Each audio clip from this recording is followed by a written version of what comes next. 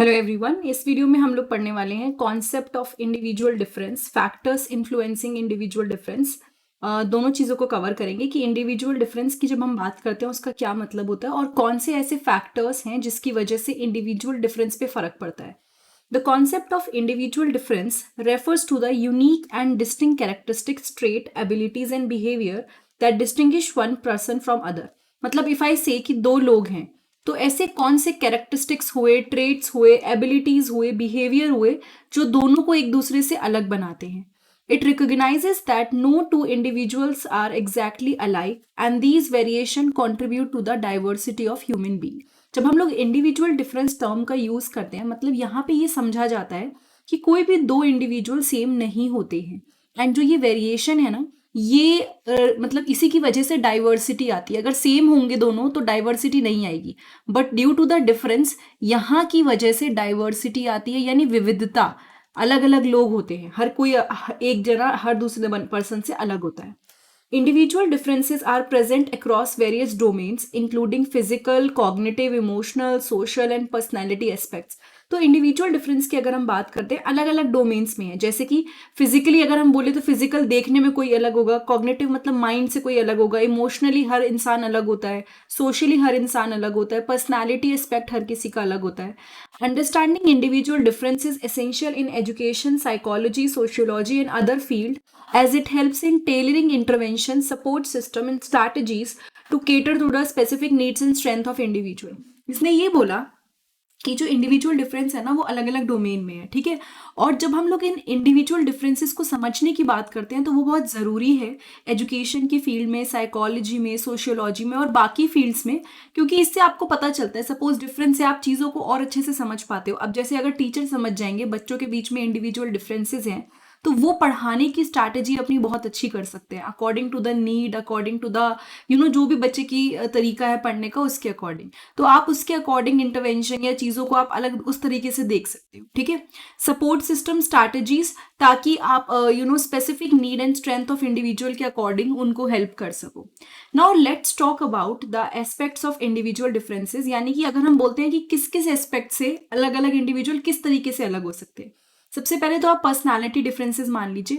Personality differences, अच्छा इसमें ना फिजिकल भी, अच्छा फिजिकल लास्ट में कवर किया मैंने, ठीक है।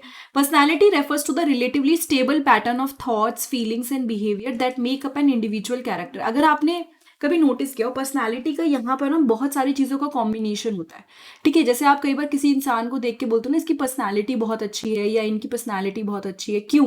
क्योंकि उसमें बहुत सारी चीज़ें आ जाती है। Personality is not just one factor की फिजिकल फैक्टर हुआ, नहीं, ओवरऑल कई चीज़ें आती हैं कि वो पर्सन का सोचने का तरीका क्या है, किस तरह से उसका बिहेवियर है, क्या आपको उसके कैरेक्टर को देख के लगता है, ठीक है। तो लोग ना अलग अलग ट्रेट्स शो करते हैं, जैसे कि अगर हम बोलें कि वो एक्सट्रोवर्ट हो सकते हैं, अगर किसी की बात माननी है तो आराम से एग्रीबल, मतलब वो मान लेंगे। दूसरों एक्सपीरियंसेस के लिए ओपन होते हैं, they are like risk taking, या फिर वो नए एक्सपीरियंसेस गेन करना चाहते हैं। They are like different kind of, जिसे कहना चाहिए पर्सनालिटीज और उनकी कैरेक्टरिस्टिक्स और ट्रेट्स, ठीक है। कई लोग बहुत इमोशनली स्टेबल होते हैं, जल्दी गुस्सा नहीं आता, कई लोगों को बहुत जल्दी गुस्सा आ जाता है, कई लोग बहुत हंसमुख होते हैं, लाइक हैपनिंग पीपल। कई लोग बहुत ज़्यादा सैड रहते हैं, और अगर सैड एक्चुअली में वैसे नहीं कि एक्चुअली किसी रीजन से, मतलब they like to be rude. So there are different kind of people and they have different type of personalities, ठीक है। तो ये तो एक मेजर डिफरेंस हो ही गया जो हमें दूसरे इंसान से अलग बनाता है। कॉग्निटिव डिफरेंस होता है कि हर किसी की इंटेलेक्चुअल एबिलिटी और मेंटल प्रोसेसेस, जैसे कई लोग आपने देखा होगा बहुत इंटेलिजेंट होते हैं, कई लोग ऐसा नहीं कि पढ़ाई में इंटेलिजेंट होते हैं बट उनके प्रॉब्लम सॉल्विंग स्किल्स बहुत अच्छे होते हैं। कई लोगों की मेमोरी, यानी कि वो याद बहुत अच्छे से रख पाते हैं। लर्निंग स्टाइल किसी का अलग होता है, किसी को जल्दी याद होता है, किसी को लिख के याद होता है, कोई इन्फॉर्मेशन प्रोसेसिंग बहुत जल्दी कर लेता है। तो ये सारे डिफरेंसेस जो आए ये आपके कॉग्निटिव डिफरेंसेस के अंदर आते हैं। These differences affect how individual perceive, acquire and process information. ये डिफरेंसेस क्या बताते हैं कि कैसे कोई इंडिविजुअल कोई भी चीज को देखता है, समझता है, या फिर वो इंफॉर्मेशन को एक्वायर गेन करता है या उसको प्रोसेस करता है, ठीक है। तो cognitive is related to the thinking and the mental process. उसके बाद आते हैं इमोशनल डिफरेंसेस। से सिंपल शब्दों में बोलूँ तो आपने देखा होगा कई लोग बहुत एक्सप्रेसिव होते हैं, लाइक वो बहुत जल्दी अपने इमोशंस को एक्सप्रेस करते हैं। कई लोग बहुत रिजर्व्ड होते हैं, उन्हें अपने इमोशंस बताना पसंद नहीं है, they don't like to tell कि क्या लग रहा है। कुछ लोगों को मतलब तरीका अलग होता है, सेम चीजें होती हैं लेकिन देर लाइक वो बोलने में अलग तरीके से बोलते हैं। तो emotional differences related to your emotions, emotional intelligence यहाँ पर होती है, जैसे आपने देखा होगा ना, कई लोगों को आप कुछ समझाने की कोशिश करते हो या कहीं किसी की आपने कभी बात सुनी तो आपको लगता है कि ये पर्सन बड़े अच्छे से चीज़ों को समझता है, ये सामने वाले पर्सन को बड़े अच्छे से समझता है, या ये इमोशंस को बहुत अच्छे से समझता है। तो वहाँ पे इमोशनल इंटेलिजेंस ये बहुत इंपॉर्टेंट रोल प्ले कर रही है, ठीक है, जिसमें आप अपने इमोशंस को अच्छे से मैनेज कर रहे हो, समझ रहे हो, एंड ये पर्सन टू पर्सन अलग होता है। So these all are the individual differences. फिर आते हैं सोशल डिफरेंसेस पे। Social differences refer to the variation in social behaviour and interaction. कई लोगों का आपने देखा होगा कि वो जाते हैं ग्रुप में एकदम से घुल मिल जाते हैं, कई लोगों को बहुत प्रॉब्लम होती है, कई लोगों का कम्युनिकेशन ऐसा होता है कि बहुत ज़्यादा बातें करते हैं, कई लोग बिल्कुल कम बात करना पसंद करते हैं, ठीक है। तो ये सब चीज़ें जो हैं, कम्युनिकेशन स्टाइल, आप किस तरह से अपने आप को प्रेजेंट करते हो सामने वाले के सामने, interpersonal skills, level of sociability, कितना मिल के रहते हो, ये सब आपके सोशल डिफरेंसेस होते हैं और हर पर्सन एक दूसरे से अलग होता है। Cultural background, upbringing and social experiences contribute to social differences. ये सब चीजें हैं, अभी पढ़ेंगे इसके बारे में, जिससे सोशल एक्सपीरियंसेस में डिफरेंस देखने को मिलता है। फिर एक फिजिकल डिफरेंस तो आपको पता ही है, सब में अलग अलग होता है, हर किसी की हाइट अलग है, वेट अलग है, अपीयरेंस देखने में सब अलग लगते हैं, फिजिकल एबिलिटीज अलग हैं, एंड ये चीजें आपके जेनेटिक्स एंड इन्वायरमेंटल फैक्टर से डिटरमाइन होती हैं। तो ये तो हमने कॉन्सेप्ट पढ़ लिया कि कोई भी इंसान, अगर हम बोल रहे हैं इंडिविजुअल डिफरेंस, तो कैसे एक दूसरे से अलग है। But now let's talk about factors influencing individual difference. ऐसे कौन से फैक्टर्स हैं जिसकी वजह से इंडिविजुअल डिफरेंस देखने को मिलता है।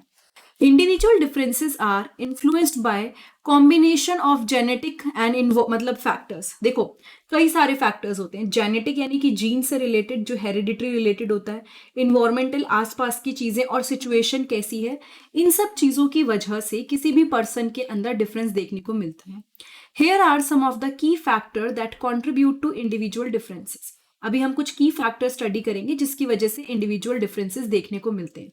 सबसे पहले है जेनेटिक्स एंड हेरिडिटी। देखिए, हर पर्सन एक दूसरे से अलग होता है बिकॉज उसमें उसके पेरेंट्स का भी हाथ होता है, और यहाँ पे पेरेंट्स का मतलब ये नहीं कि upbringing, we are talking about the genes है। जीन्स इज बायोलॉजिकल टर्म, ठीक है। हम हमेशा अपने पेरेंट्स से मैच करते हैं क्योंकि उनके जीन्स हमारे अंदर ट्रांसफर होते हैं, हम उनसे वो जीन्स इनहेरिट करते हैं। सो हर इंडिविजुअल इनहेरिट करता है एक unique set of genes from their parents, ठीक है, which influence physical trait, cognitive abilities and certain personality trait. अगर आप बहुत ध्यान से नोटिस करोगे, कुछ ना कुछ हैबिट्स, कुछ ना कुछ चीज़ें, पसंद नापसंद आपकी अपने पेरेंट्स पे जाती है, ठीक है। आप कभी एनालाइज करना, ये चीज़ बहुत चीज़ें मैच करेंगी। सो यहाँ पर हर इंडिविजुअल जो है ना, उसके पास अपने सेट ऑफ जीन्स होते हैं जो वो अपने पेरेंट्स से गेन करता है, ठीक है। चाहे वो फिजिकल ट्रेट्स हो गए, जैसे आईज का कलर या ओवरऑल फेस के फीचर्स या बॉडी फीचर्स, कॉग्निटिव एबिलिटी यानी सोचने का तरीका, कितना शार्प है माइंड, एंड पर्सनालिटी ट्रेट, ये सब चीज़ें जो हेरिट हो जाती हैं।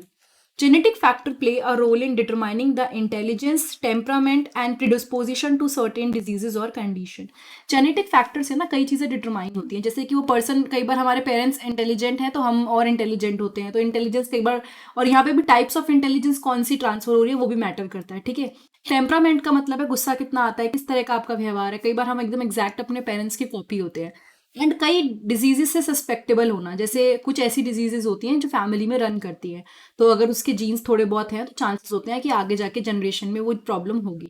तो जेनेटिक एंड हेरिडिटरी से सबसे पहले तो इंडिविजुअल डिफरेंसेस होते हैं, तो that is the one of the factor. फिर आते हैं इन्वायरमेंट एंड अपब्रिंगिंग पर। Environment in which a person grows up, एक ऐसा इन्वायरमेंट जिसमें वो पर्सन ग्रो कर रहा है या फिर रह रहा है, उससे उसकी डेवलपमेंट पे इम्पैक्ट देखने को मिलता है।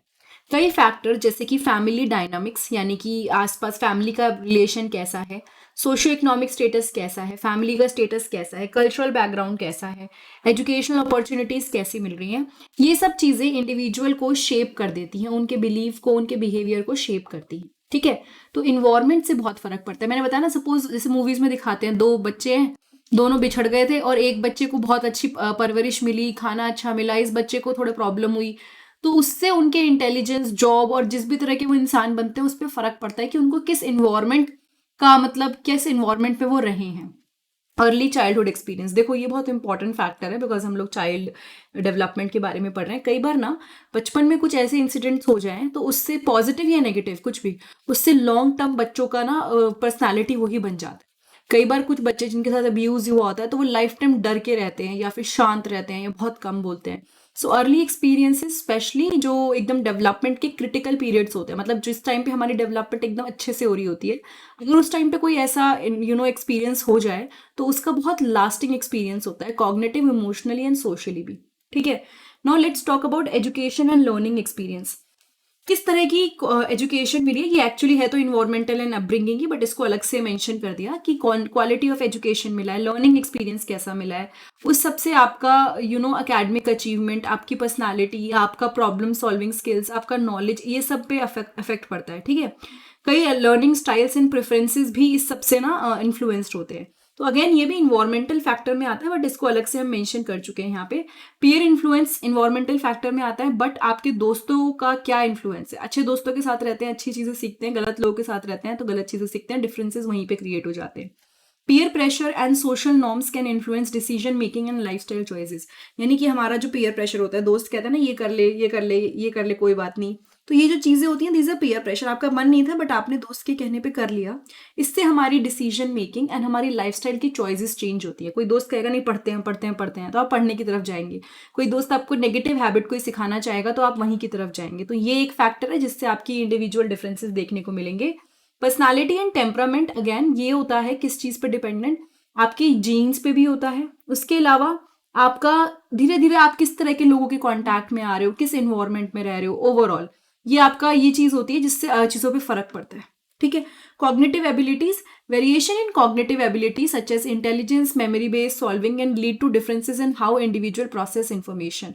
आपकी कॉग्निटिव एबिलिटीज, आप किस तरह से सोचते हो, किस तरह से प्रॉब्लम सॉल्व करते हो, क्या क्रिएटिविटी है, उससे इस पे फर्क पड़ता है कि आप किस तरह से इंफॉर्मेशन को प्रोसेस कर रहे हो। ठीक है। Physical and mental health, mental health और फिजिकल हेल्थ का अफेक्ट पड़ता है इंडिविजुअल डिफरेंसेस पे। अच्छी फिजिकल हेल्थ होगी, अच्छी चीजें देखने को मिलेंगी इंडिविजुअल में, नहीं तो गड़बड़ हो सकती है। Motivation and goal oriented and life experiences and trauma, ये सब ना जो लास्ट में डाले हुए हैं ये मेन आपके इन्वायरमेंटल फैक्टर्स के अंदर आ जाते हैं। ठीक है। बट स्टिल अभी बिकॉज हम इसको डिटेल में पढ़ना चाहते हैं, तो आप किस तरह से, मतलब इंडिविजुअल डिफरेंस इस बात में भी आता है कि आपका मोटिवेशन किस तरह का है। कुछ लोग काम करते हैं या फिर उनकी पर्सनालिटी थोड़ी अलग होती है, बिकॉज वो अलग अलग चीज़ों से मोटिवेट होते हैं या फिर वो गोल सेट करते हैं। ठीक है।